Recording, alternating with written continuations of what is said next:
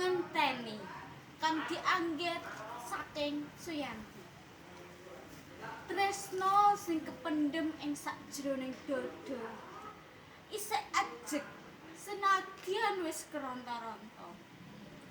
Rasa lara sing mbok wehna tansah kelingan ning pikirku.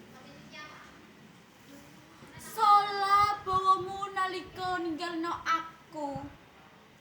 Muga ingsun bisa lila legawa. Ngenteni sliramu kang tanpa pawarta.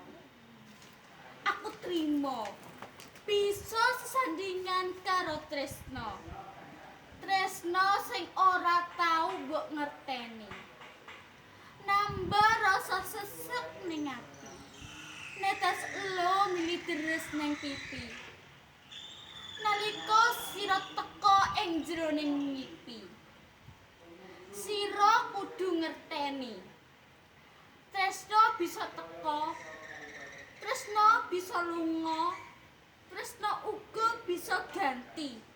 Nanging siji sing ora bisa tresno lakoni. Tresno ora bisa ngerteni.